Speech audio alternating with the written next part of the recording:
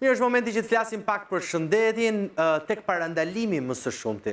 Ata cilët kanë një problem shëndetësor, i cili shfaqet edhe nga, sigurisht, nga mënyra se si ne ushqemi. A është ushqimi mënyra më e mirë për të ruajtur veten? Do kem mundësi që ta diskutoj patjetër edhe me Anila Kalleshin, dietologe klinike. Mirë se vjen, Anila, kënaqësi që të kam. Por përpara se të bëjmë këtë bisedën bashkë, edhe ta kemi një çik më të zgjeruar, ne kemi patur mundësi që të flasim me ish sportistin, me Faruk Kalleshin, i cili është ka treguar edhe pak të sekretin e mënyrës së tij për të mbajtur veten në një moshë e cila sigurisht është moshë sfiduese. Po shkojmë pak tek ky materiali edhe rikthehemi.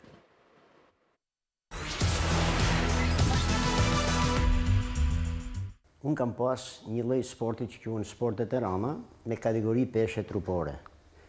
Pra, unë kam qenë 52 kg, po të kishe kalu 100 gram mi 52-shin, do kaloshe një kategori tjetër. Që me rujt të kuptohet, unë të ndërën kam keni kujdeshëm, edhe fati jemi madhë që në moshë shumë tre, kam qenë edhe në Kinë, atje prapë edhe atje përvecova diqa sepse njeriu nga më i miri merë të mirat. Edhe unë historikisht kam qenë person që kam pas qef me hangër cilësi, edhe pse kam pas trajtim special në kohën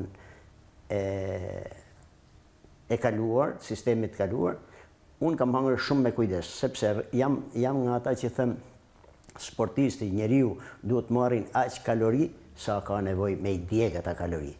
Edhe në sport, edhe sot në familje, i vetmi s'them debat, po që bëjmë në familje me Lilianën, është, po ta qes edhe pak, se ka dale mirë, ka dale mirë, unë ha aq sa ka nevoj stomaku jem, edhe nuk du me fërë dhe me bë. Unë të ashtë jam në prag 80 djetorit, edhe sot kur rije ha me shoqni, qoftë edhe pijen, qoftë edhe ushqimin, unë i tham, jam i zog që i ha pak.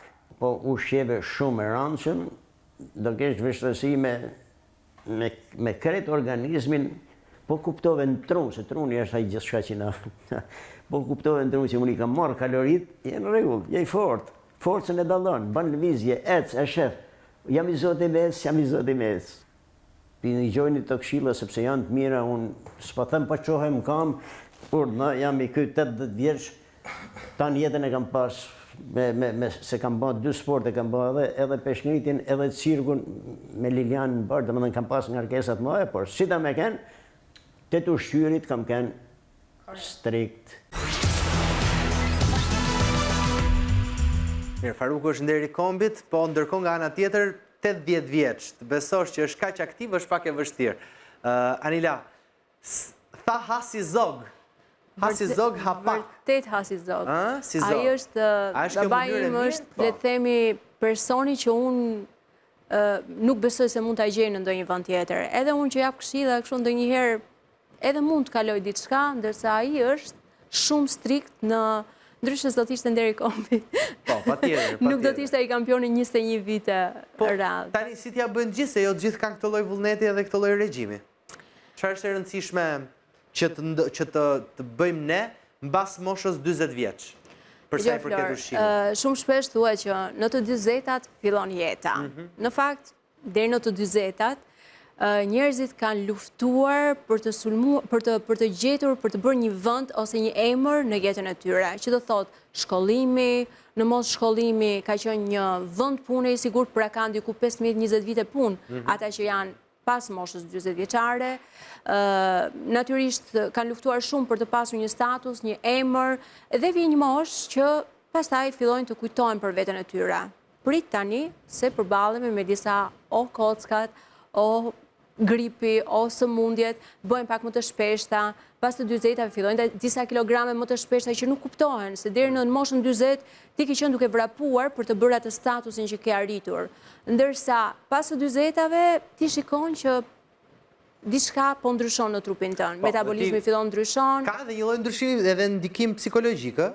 Njeriu mbas 40-tave çdo gjë që fillon e ndjen. Të gjithë thonë fillon jeta, por në fakt është kulmi, le të themi, i asaj që ti fillon të ndërgjegjësohesh dhe të kuptosh që jeta ka dhe faktor dhe gjëra tjera. Fillojnë rrullat e para, thinjat e para, fillojnë dhimbjet e para, shkilet e para, të gjitha këto... Kur thua kilet e para, pra nëse ti mban të njëjtin regjim 30 dhe mban të njëjtin regjim 40, është më ndryshe. është më ndryshe. Po, është më ndryshe, metabolizmi fillon të bjeri. Natyrisht, për personat të cilët janë aktiv, të cilët janë shumë të kujdesshëm, të cilët ndihmojnë shumë sistemin tretës, sepse sistemi tretës është ai i pari që përballohet me një mostretje të mirë. Dhe mostretja e mirë e përkthyer është sëmundje, është problematika. Ne e dimë që 70%, 80% të sëmundjeve fillojnë në zorët tona. Dhe duke mos pasur një kujdes në marrjen e konsiderueshme të fibrave, të cilat janë shumë të rëndësishme për antioksidantët, vitaminat, mineralet nëpërmjet ushqyerjes korrekte, gjithashtu aktiviteti fizik që diku 15-20% të asaj që ne bëjmë çdo ditë na ndihmon, pa haruar gjumin e mirë, mbajtjen afër të njerëzve pozitiv dhe largimin e njerëzve të cilët na dhurojnë energji negative. Absolutisht po. S'është vetëm dieta, janë dhe njerëzit. Jo, ka kritere të jashtëzakonshme. Menaxhimi i stresit është një ndër faktorët kryesorë. Ne themi që mjaft sëmundje e kanë burimin në një stres të akumuluar, një stres oksidativ që ndonë në organizëm. Kështu që të gjitha së bashku janë komponente një jetë cilësisht të shëndetshme.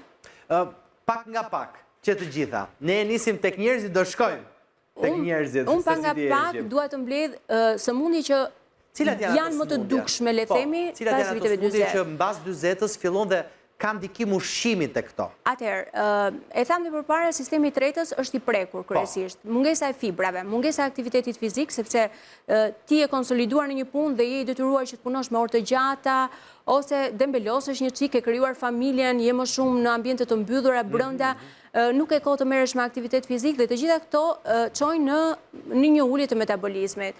Gjithashtu, në sistemin i përmendim disa fibra shumë thjesht që mos kemi. Të gjitha frutat dhe perimet e gjalla kanë fibra mjaftueshëm, por edhe dritrat integral kanë fibra mjaftueshëm, që duhet i kemi të pasuruar. Po në pjesën më të madhe njerëzit janë kthyer tashmë në ushqime të shpejta, në ushqime të procesuara, ushqime të gatuara shumë fort, në temperatura shumë të larta ku këto fibra pothuajse shkatrohen. Një tjetër dukuri, themi, në këtë mosh është shfaqja e kapsllëkut. Kjo ndodh për arsye jo të konsumimit të fibrave, siç e thash më përpara, pra jo një sistem tretës i shëndetshëm. Një patologji tjetër. Ka shpesh që vinë me këtë lloj problematike në kapsllëkut? Koliti, kapsllëku, refluksi, shqetësimet e traktit gastrointestinal janë elemente të dukshme në këtë moshë pas të 40-ave. Intolerancat ushqimore, ndjeshmëria ushqimore ndaj produkteve të caktuara, edhe këto shkaktojnë problematika në sistemin tretës. Një sistem tjetër që preket shumë është sistemi nervor. Le themi në këtë moshë pas të 40-ave fillon ankthi, stresi, depresioni, por gjithashtu duke shmangur acidet yndyrore omega 3 ose duke konsumuar yndyrna jo të shëndetshme nga njëherë, acidet, le themi, yndyrnat e ngopura kryesisht nga mishrat me djam, mishrat e procesuar, kemi probleme me mendjen tonë dhe ne nuk japim shumë kujdes duke marrë ndoshta ato farërat e dura, acidet yndyrore omega 3, frutat e thata, arat, bajamet, lajthit, të gjitha këto ndikojnë në sistemin tonë nervor. Jo më kot, Alzheimer, demenca, janë të lidhura me... Fillojnë, fillimet e pare i kanë patjetër. Migrena është e lidhur me zorën? Po, patjetër. Të gjitha këto kanë një ecuri në vazhdimsi të, le themi, ndoshta Alzheimer edhe demenca nuk është se shfaqen në të 40-at, por fillimet e tyre kanë në moshën 40 vjeçare si rrjedhoj. Është një produkt që e kemi ne në menun ton, që na shfaq një shqetësim mbas të 40-ave? Të gjitha ushqimet e procesuara. Të gjitha pijet energjike, pijet me gaz. Djathi futet e ushqimit procesuar? Varet, atëherë mund të jetë një intolerancë ushqimore ose ndjeshmëri ushqimore ndaj laktozës, që është sheqeri i qumshtit dhe i bulmetit, por mund të jetë deficiencë e kësaj enzime, le të themi, që mund të shkaktojë këto probleme. Por dhe kazeina është një tjetër element që është proteina që gjendet tek bulmeti, që mund të jetë e dëmshme ose mund të jetë jo e pranueshme për dikë. Pra kazeina që mund të gjendet aty. Kazeina ose laktoza, sepse alergjit mund të shfaqen mbas moshës 40 vjeç, edhe qoftë edhe alergji ushqimore. Atëherë, në mënyrën se si po ma bëm pyetjen, jam e sigurt që kemi një le themi një dallim shumë të madh ndërmjet alergjisë ushqimore dhe intolerancës ushqimore. Në alergjitë ushqimore ne kemi reagim të sistemit tonë imunitar. Menjëherë sapo ne konsumojmë një ushqim, sistemi ynë imunitar, antikorpet tona fillojnë të vijnë në lëvizje dhe imunoglobulinat IgE luftojnë për të mos e pranuar këtë ushqim, duke na dhënë skuqe ose shenja të dukshme të menjëhershme. Jo, ekzema nuk është alergji. Nuk është alergji. Jo, është patologji. Ndërsa kur flasim për intolerancët ushqimore, intolerancët ushqimore kanë lidhje me sistemin tonë tretës, me zorët, pra nuk është dallimi i tyre, ato kanë të përbashkët reagimin ushqimor, por dallimi ndërmjet alergjive dhe intolerancës është që alergjit prekin sistemin tonë imunitar, ndërsa intolerancët ushqimore prekin sistemin tonë tretës. E kuptoj, kështu që kjo është ajo çfarë duhet të ndajnë. Ama mënyra se si reagon dhe shfaqet në trup, është e njëjtë apo jo?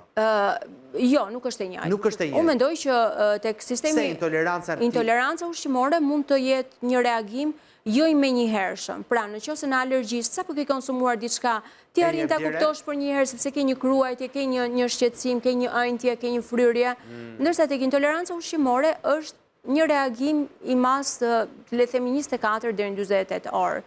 Dua të shtoj dhe diçka për këto personat të cilët kanë kaluar të 40-at. Problematika kanë me shfaqjen e kolesterolit të keq në gjak, por gjithashtu ose pasojë e konsumimit të yndyrnave të ngopura ose të ushqimeve të tepërta ndoshta në kalori. Dhe sistemi imunitar është një ndër ata që preket shumë. Pas të 40-ave janë më të prirur për të pasur ndoshta le themi problematika me sistemin imunitar, griprat më të shpesht, apo sëmundjet janë më të inflamacionet. Gjithashtu, pas të 40-ave, duhet kënë shumë kujdes me marrjen e sasisë së duhur të kalciumit, pasi fillon, po të gjithë bulmetrat e kanë kalciumin, por gjithashtu salmoni, sardelet. Një bulmet ka kalcium, tjetri ka... Jo, nuk është e keqe. Flor, ne jemi unik. Ne jemi të gjithë unik. Dhe nuk do të thotë... Bravo. Dhe nuk do të thotë që një person që është intolerant për shembull ndaj laktozës, mund të jem dhe unë. Nëse dikush arrin të kuptoj trupin e tij, patjetër që mund të bëjë një përjashtim të ushqimeve që i bëjnë dëm, duke i dhënë prioritet dhe duke zëvendësuar atë sasi të kalciumit që nuk e merr nëpërmjet një ushqimi që nuk i bën mirë, ta marrin në një produkt tjetër, sepse ushqimet kanë pafund vitamina, minerale. Suplementi, sa i rëndësishëm është apo? Ti e pe atë burin 80 vjeçar. Ai nuk ka marr kur as vitamina ekstra, as suplemente, as gjë. Ushqyerja e shëndetshme është shumë e rëndësishme sepse është një ushqim i cili trupi e ka më të lehtë për ta përthithur, ndërsa një suplement është i prodhuar sintetikisht, që do thotë që nuk është shumë i shëndetshëm, le themi për organizmin. Kështu që më mirë le ti marrim nëpërmjet ushqyerjes korrekte suplementet dhe vitaminat sesa ti marrim nëpërmjet ushqyerjes. Por nëse ne nuk kemi një përthithje të mirë të tyre dhe në analizat që ne bëjmë, sepse unë kam parë shumë njerëz që shkojnë në për supermarkete apo në për farmacira dhe shikojnë një multivitamin, shikojnë një suplement, edhe mendojnë se është diçka e mirë, pa ditur se si është në organizmin e tyre. Ka njerëz të cilët konsumojnë marrin kalciumin me idenë që do t'i bëjnë mirë kockave. Në një kohë kur kalciumin ato e kanë në gjendje shumë të mirë në organizëm. Dhe duke menduar se mund t'i bëjnë mirë kockave, e marrin dhe krijojnë një suficiencë të kalciumit në gjak që është e dëmshme për organizmin. Kështu që jo çdo gjë me tepric, edhe pse mund të jetë diçka shumë e mirë, është e shëndetshme për organizmin. Mbas të 40-s ka dhe një shfaqje të tensionit.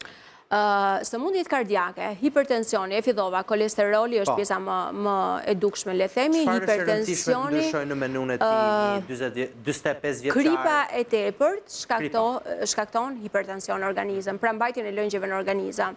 Dhe gjëja më e mirë që do të ishte reduktimi i produkteve të cilat përmbajnë sasi të tepërt të kripës, por gjithashtu mos harrojmë potasiumi është një element shumë i rëndësishëm i cili ndihmojnë në ekuilibrimin e lëngjeve.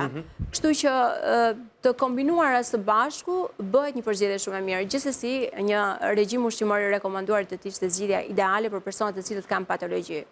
Nuk mund të marrin diçka, le themi, ta bëjnë në mënyrën e vet, sepse është shumë e rëndësishme që të mos të riparojmë një problematikë shëndetësore dhe të shkaktojmë një problem tjetër. Megjithatë, do merremi në një moment edhe me sëmundje specifike, edhe pse jo, Anila, me kënaqësi të mirëpres që ti analizojmë se si mund ta kemi ne këtë dietën tonë pikërisht për sa i përket edhe pjesës së problemeve shëndetësore. Unë e thash dhe më parë, çdo person është unik dhe çdo patologji është unike, kështu që kamuflimi ndoshta i tyre ose bashkëveprimi ndërmjet njëra tjetrës do të ishte gjë e më mirë. Faleminderit shumë. Faleminderit. Do shkojmë tek një moment tjetër i rëndësishëm, siç është këshillimi i karrierës. Duhet të dimë se çfarë hapash do ndjekim për këshillimin e karrierës, kështu që biseda do të jetë për të. Po shkojmë pak tek materiali, çfarë thuhet për këshillimin e karrierës, ata të cilët këshillojnë, a shkojnë të rinjt apo jo, deri në cilën moshë apo moshën tjetër. Do bëjmë një bisedë pikërisht për këshillat që duhet ndjekim që një njeri të jetë i suksesshëm, pikërisht edhe pas moshës 20 edhe 40 vjeç. Shkojmë.